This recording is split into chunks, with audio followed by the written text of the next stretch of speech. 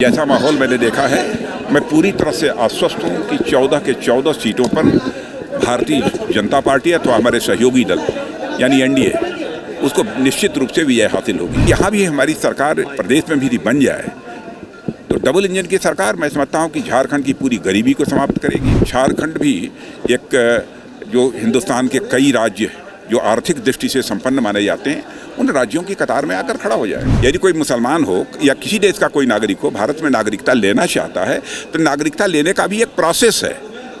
कई ऐसे लोग हैं जिन लोगों ने नागरिकता ली है, उस पर भी कहाँ प्रतिबंध लगा हुआ है। कोई खतरा नहीं है।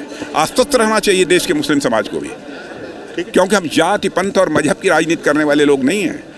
हम लोग इंसाफ, इंसानियत, जस्टिस और ह्यूमैनिटी ये हमारी राजनीति के आधार है। मैं 2 कार्यक्रमों से होकर आप सबसे बातचीत कर रहा हूँ और जैसा माहौल मैंने देखा है, मैं पूरी तरह से आश्वस्त हूँ कि 14 के 14 सीटों पर भारतीय जनता पार्टी अथवा हमारे सहयोगी दल यानी एनडीए उसको निश्चित रूप से विजय हासिल होगी।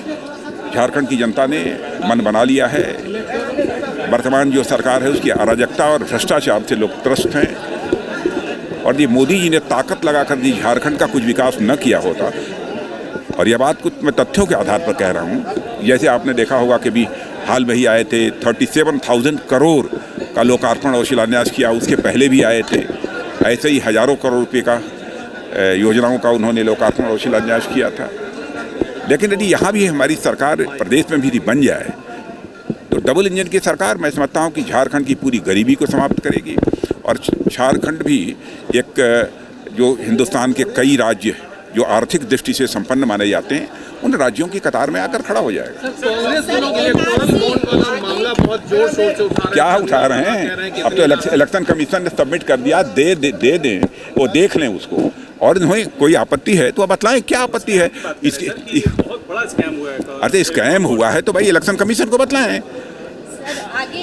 अब उनको स्कैम यदि हुआ सुप्रीम कोर्ट जाए, कौन रोकता है उनको?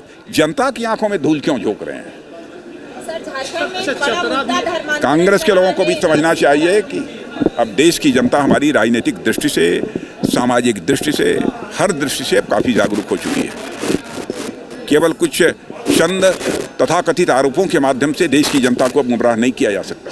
सर, झारखंड में एनआरसी एक बड़ा मुद्दा रहा है, तो एनआरसी एक मुद्दा रहा है, धर्मांतरण जो है वो बड़े। अरे एनआरसी कौन सी बड़ी बात है? यह तो जो भारत के नागरिक है उनका रजिस्टर है।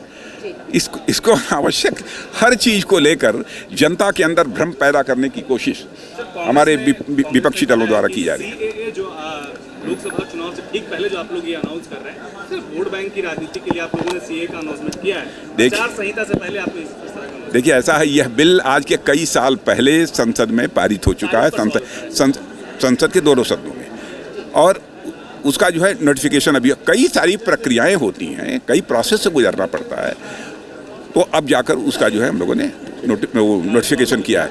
किसी की नागरिकता तो इसमें जाती नहीं है। यह कानून जो है नागरिकता का कानून जो है इसमें किसी की नागरिकता तो जाती नहीं है।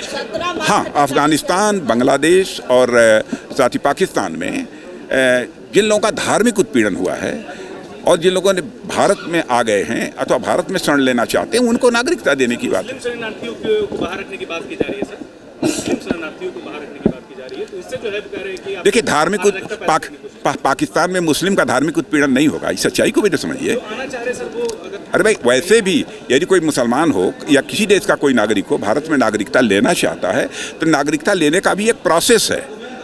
कई ऐसे लोग हैं जिन लोगों ने नागरिकता ली है, उस पर भी कहाँ प्रतिबंध लगा हुआ है।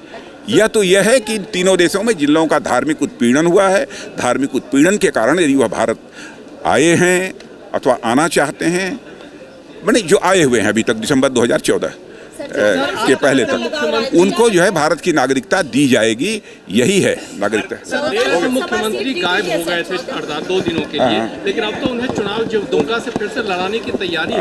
अब जनता फैसला कर देगी उसको।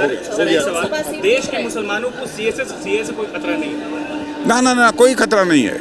आश्वस्त रहना चाहिए देश के मुस्लिम समाज को भी, क्योंकि हम जाति पंथ और मजहब की राजनीति करने वाले लोग नहीं हैं। हम लोग इंसाफ, इंसानियत, जस्टिस और ह्यूमैनिटी ये हमारी राजनीति के आधार है। अच्छा सर, आखिरी सवाल, कांग्रेस के लोगों ने कहा कि राजनाथ जी तो ससुराल आए थे, बहुत लंबे समय के बाद आए हैं, तो बहुत ज्यादा असर नहीं पड़ेगा। कांग्रेस के लोगों का कहना था कि चतरा में अभी तक कैंडिडेट नहीं, धनबाद में कैंडिडेट नहीं, आए थे, उनका स्वागत है लेकिन असर नहीं होगा। कहने का तो स्वागत तो किया यार, धन्यवाद दो उनको।